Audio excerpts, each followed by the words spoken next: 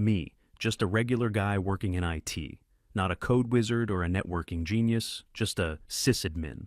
The guy you call when the server rack starts making a funny noise, or when you can't log in because you forgot your password for the 5th time this month. The job is fine. It pays the bills. For years, the department was this quiet, forgotten corner of the company. We had our own little ecosystem, a bunch of guys who just wanted to come in, do our work, and go home. Our boss was this old-timer who was coasting to retirement. He knew the systems inside and out, but basically let us run things as long as the lights stayed on. The atmosphere was professional, but relaxed. We'd talk about games, movies, what project car we were sinking too much money into. Nobody cared about office politics. We just made sure the digital heart of the company kept beating. It was stable, predictable. In a world that feels like it's constantly going insane, having a stable, predictable job felt like a small victory. Then our boss finally retired. He got his golden handshake and a sheet cake in the break room. We all wished him well. And then we waited to see who his replacement would be. Rumors started flying around. Maybe they'd promote from within. Maybe they'd bring in some tech hotshot from a competitor. What we got was something else entirely. Her name was Elaine. She was an external hire. Her background wasn't even in IT. It was in human resources management and synergistic corporate development, or some other nonsense you see on LinkedIn profiles. Her first day, she called an all-hands meeting for our department, all 10 of us. She walked in with this painfully bright smile, holding a brand new MacBook like it was a holy tablet.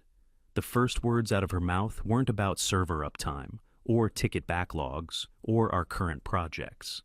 They were about the vibrational energy of the department, I swear to God. She wanted to recontextualize our workspace and foster a more inclusive and forward-thinking paradigm. I looked over at Saul. He's the oldest guy on our team, been with the company since they were using floppy disks.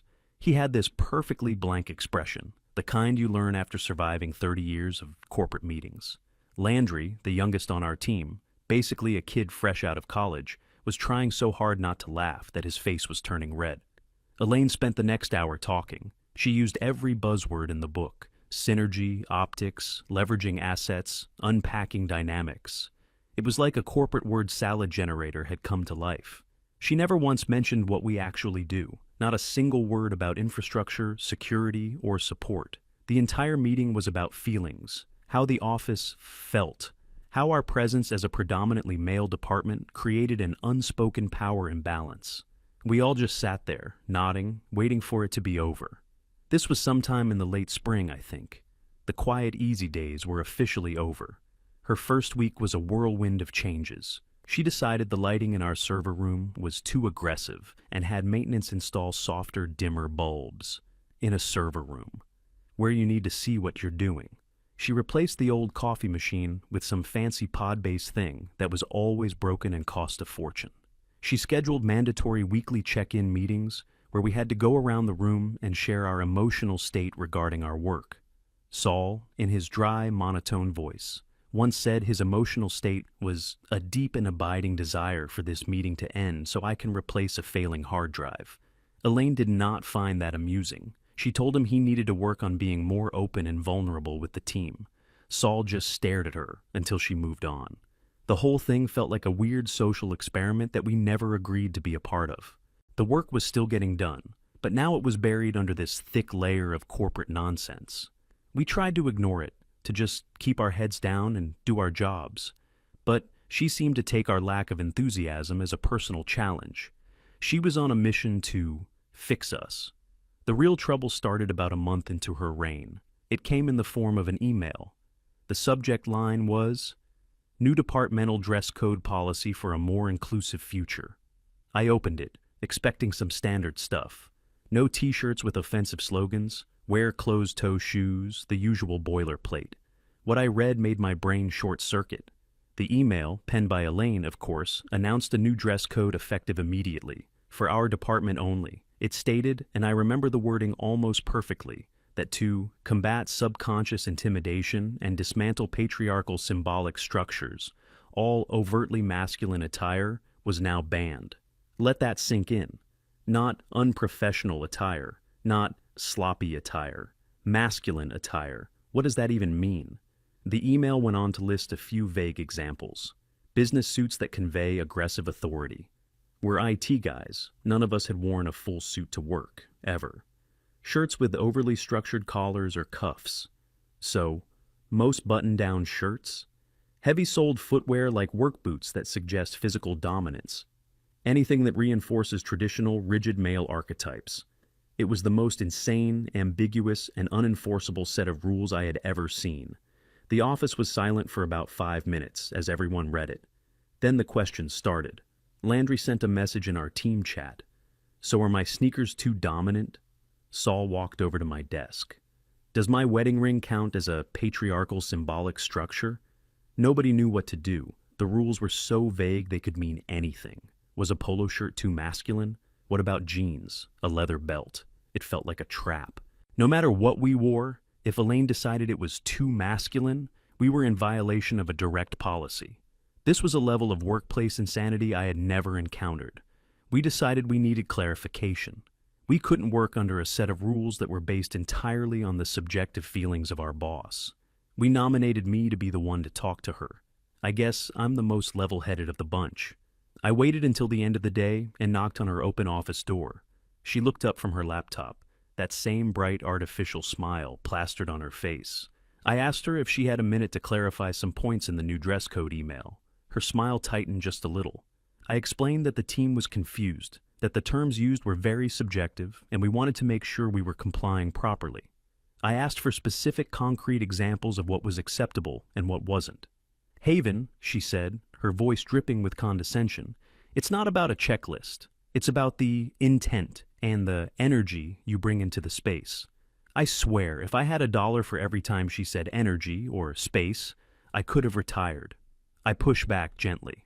I told her that, for a policy to be effective, it needs to be clear and understandable for everyone. What one person considers aggressive, another might see as just normal clothing. She leaned back in her chair and sighed, as if explaining a complex concept to a small child.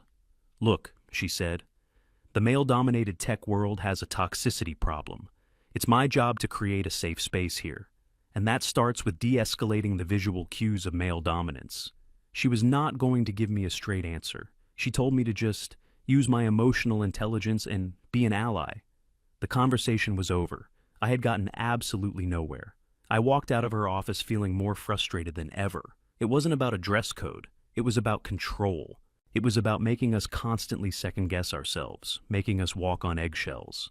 I reported back to the team. They were not happy. The next day, everyone came to work visibly uncomfortable. Guys who normally wore simple button-downs were in old, faded sweaters. People were wearing soft-soled shoes that looked like slippers. We looked ridiculous. And we were still just guessing. Elaine walked through the department with a pleased little smile. She saw our discomfort as a sign her policy was working. She thought she was enlightening us. We just felt like we were being treated like a problem to be solved. This went on for about a week. The tension in the office was thick. Nobody was talking much. Productivity was probably dipping because everyone was wasting mental energy trying to figure out if their pants were too structured. We decided on a new course of action. If our direct manager wouldn't give us a clear answer, we would go to HR.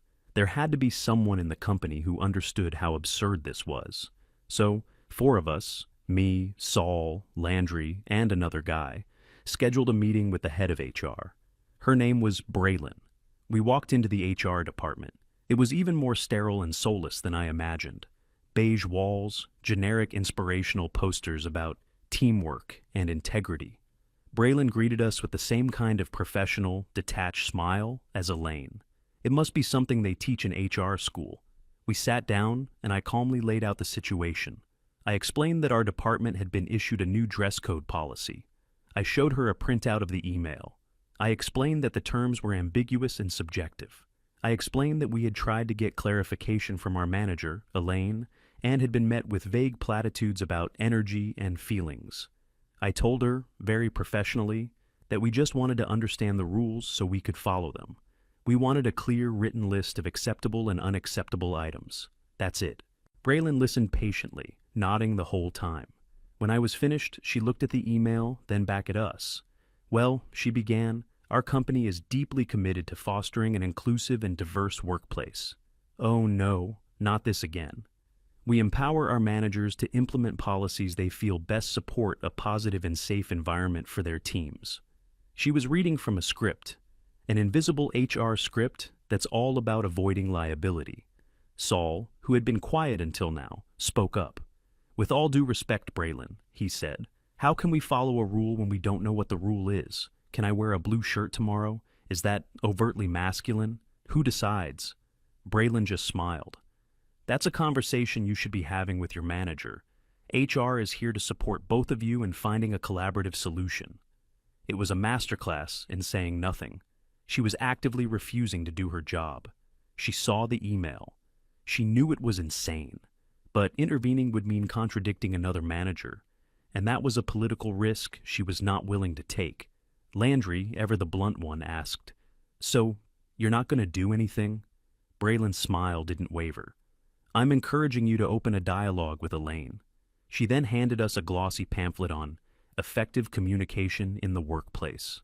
We were being stonewalled, completely and utterly shut down. The system that was supposed to protect employees from arbitrary and unfair rules was actively working to uphold them. We walked out of that meeting feeling completely defeated. We had followed the chain of command. We had been professional. We had done everything by the book, and we were told that the problem wasn't the insane rule. The problem was us. We just needed to communicate better. That evening, we all stayed late, not to work, but to talk. The mood was grim. Saul was seriously talking about looking for a new job. He said he was too old to be dealing with this kind of nonsense. He'd rather retire early than spend his last few years being treated like a potential threat. Landry was trying to make jokes, but even he was deflated. Everyone felt powerless. We were stuck. We either quit our jobs or submitted to this daily ritual of humiliation and uncertainty.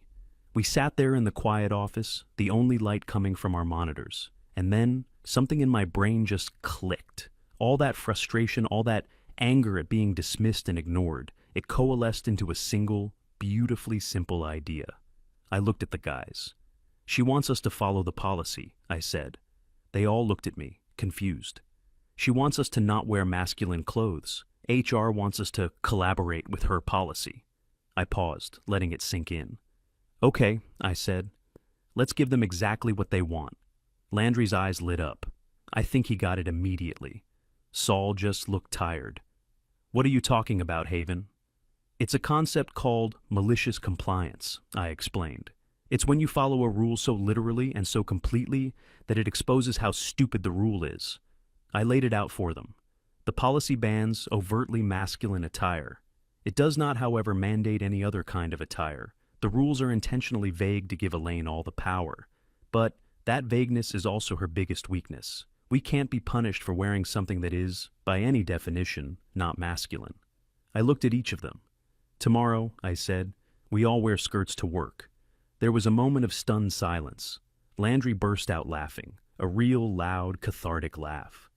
"That is the greatest idea I have ever heard," he said between gasps. Saul, however, looked horrified.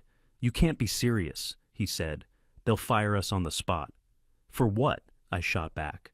"For following the dress code? The dress code Elaine wrote and HR endorsed. What can they possibly say?" I started breaking down the logic. Think about it. Elaine sees us walk in wearing skirts.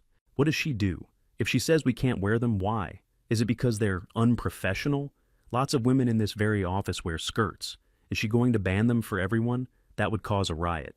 Is it because we're men? If she says men can't wear skirts, she's the one enforcing rigid gender roles. She'd be violating the very inclusivity she claims to champion. She'd be a laughingstock.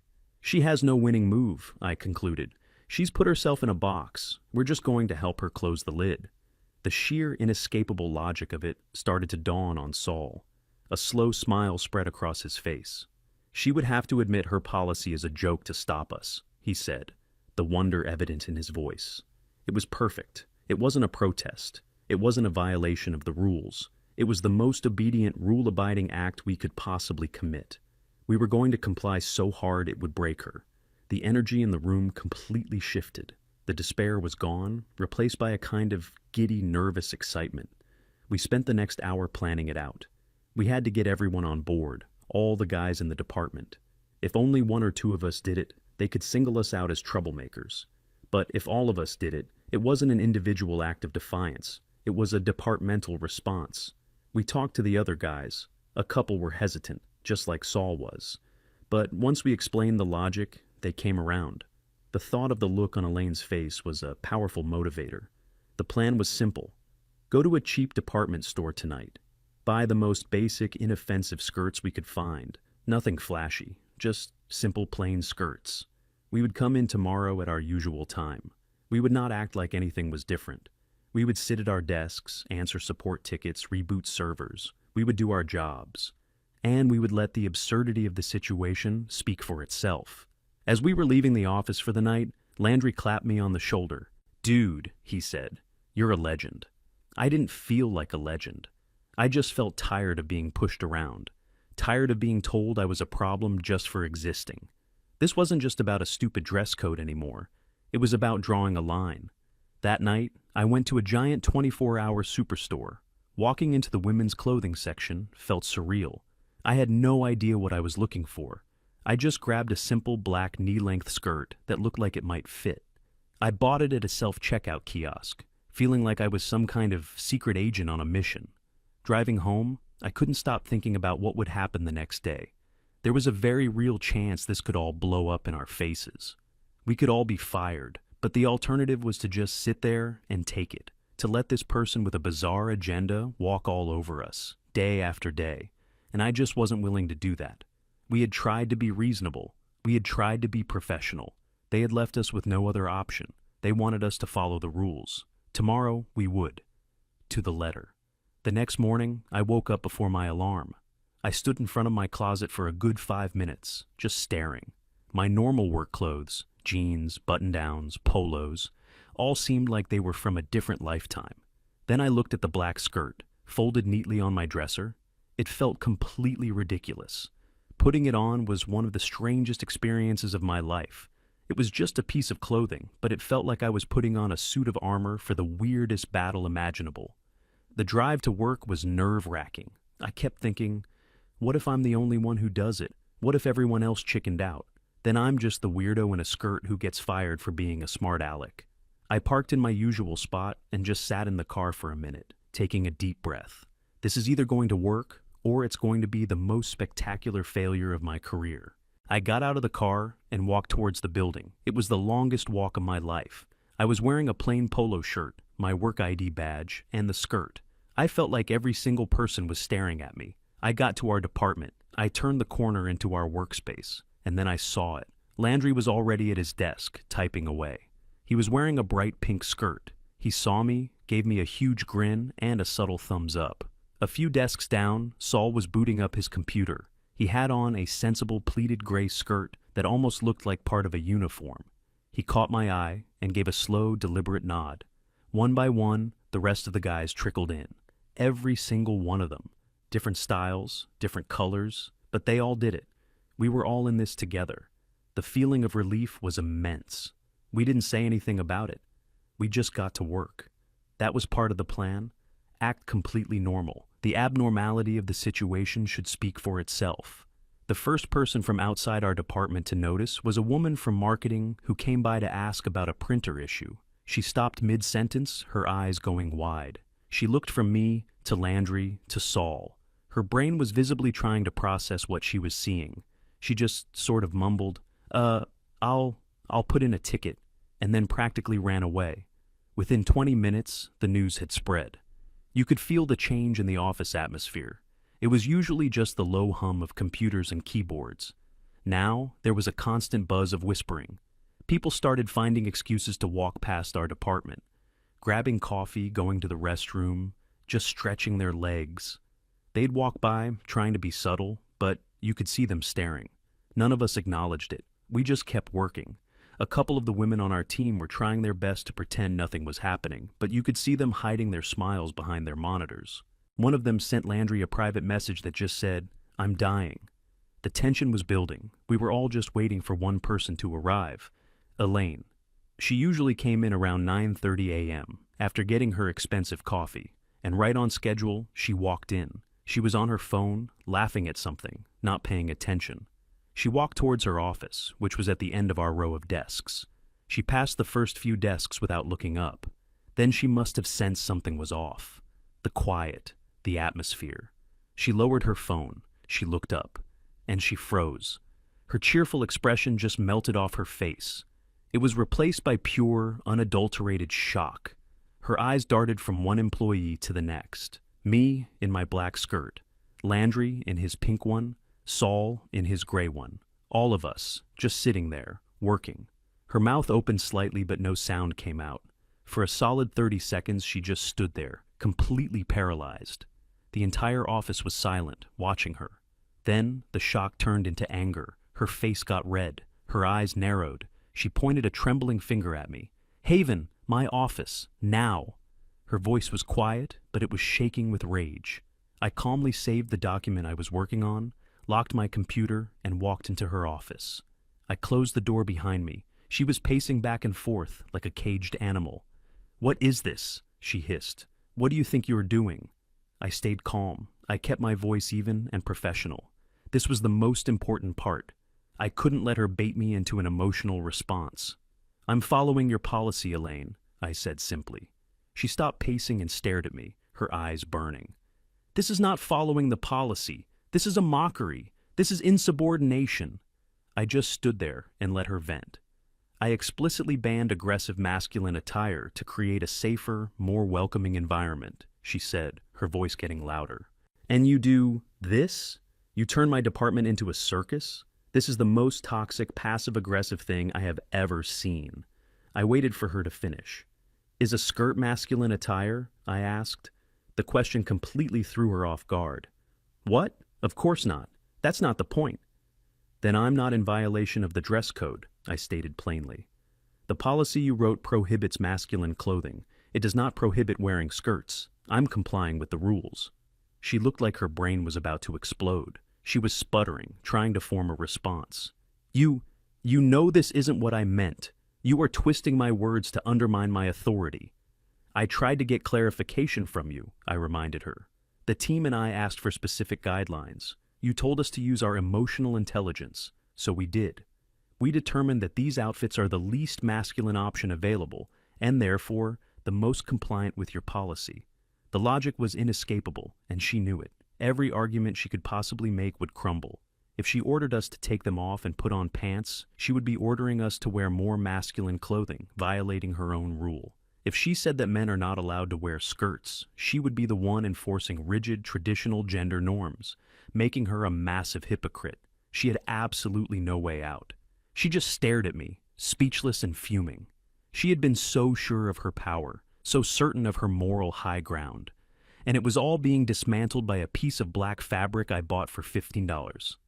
I could see the exact moment she realized she had lost. Her anger deflated, replaced by a look of sheer panic. "Get out," she whispered. "Just get out of my office." I walked out and calmly sat back down at my desk. The whole team was looking at me.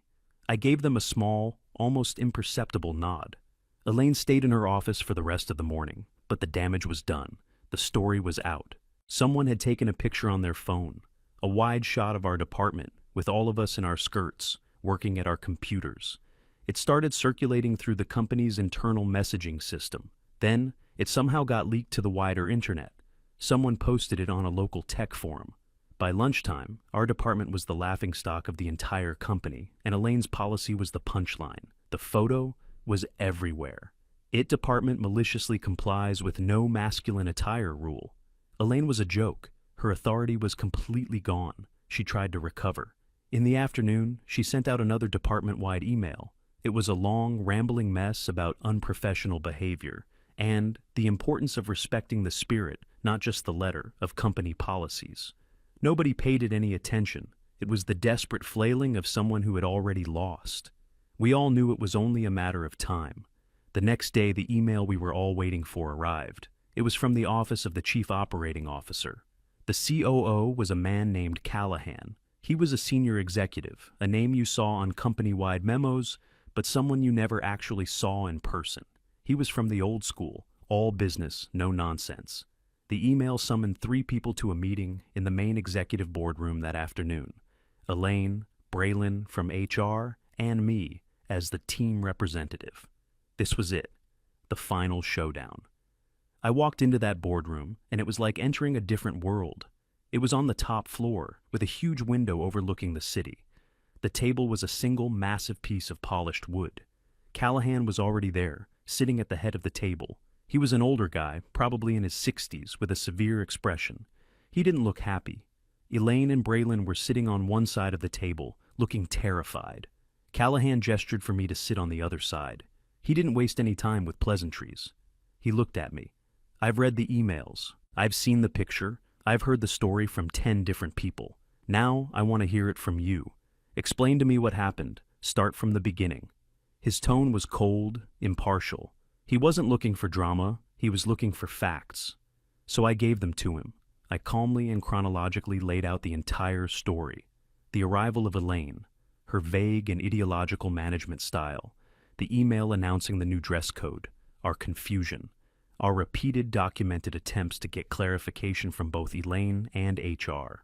I explained how we were met with condescension and corporate non-answers, how we were given a set of rules impossible to follow and then blamed for not understanding them. Then I explained the idea of malicious compliance. I was very clear. I said, we were left with 2 options: quit our jobs or follow the policy to its logical conclusion. We chose to follow the policy. I finished by saying, we did not seek to cause a disruption. We sought clarity. When that was denied, we complied with the written rules we were given. I said my piece and then fell silent.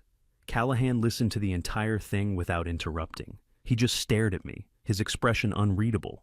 When I was done, he turned his gaze to Elaine. Is this accurate? He asked. Elaine started talking, but it wasn't a defense. It was a tirade. She talked about the pervasive culture of male toxicity. She said we were sabotaging her initiative, that our actions were a coordinated attack on her as a female leader, that we had created a hostile and unsafe work environment with our stunt. She never once addressed the core issue, the ambiguity and unfairness of her own policy. Callahan let her talk for about 5 minutes. Then he held up a hand. That's enough, he said, his voice flat. He looked from Elaine to Braylon, then back to Elaine. Your job, as a department head, he said, his voice dangerously quiet, is to manage your team to ensure maximum productivity and efficiency. Your job is to solve problems, not create them. He picked up a printout of the picture of us in our skirts. This, he said, tapping the photo, is a problem. This makes my company look like a circus. This wastes time, kills morale, and opens us up to potential lawsuits I don't even want to think about. He looked directly at Elaine. You took a functional, productive team and, in the space of a month, turned them into a company-wide meme through your own mismanagement and ideological crusade. Your policy was vague, unprofessional, and unenforceable. When your employees rightly asked for clarification, you patronized them. You failed as a manager. He then turned to Braylon. And you, he said, your job in HR is to mitigate risk and resolve disputes. When a group of employees came to you with a legitimate grievance about a nonsensical policy, you fed them corporate platitudes and sent them away with a brochure. You failed in your primary function. The silence in the room was deafening. Callahan looked back at Elaine. Elaine, your employment with this company is terminated, effective immediately. Please gather your personal belongings. Security will escort you out. Elaine just stared, her face white with shock. He then looked at me. Haven, he said, his tone shifting slightly. It wasn't friendly, but it wasn't hostile either. It was just business. The policy is rescinded. Your department will revert to the standard company-wide dress code. I expect you and your team to be dressed accordingly tomorrow. He paused for a second. Your team's response was unorthodox, he said, a very slight hint of a smile touching the corner of his mouth. But your logic was sound. Now go back to work. The meeting was over. I walked out of that boardroom feeling like a massive weight had been lifted off my shoulders. Back in the department, everyone was waiting. I told them what happened. A quiet cheer went through the room. Saul walked over and shook my hand. I haven't seen anything that satisfying in 30 years, he said. The next day we all came to work in our normal clothes, jeans, polos, button-downs. It felt good. It felt normal. Elaine was gone. There was a new temporary manager assigned to us, a no-nonsense guy from another department who just cared about the work. The office went back to being a quiet, stable, predictable place. We never set out to be heroes or rebels. We were just a bunch of guys who wanted to do our jobs without being treated like a political project. We were pushed into a corner, and we found the only logical way out. And that's the story of how we defeated a ridiculous, unfair policy with malicious compliance and a dozen cheap skirts.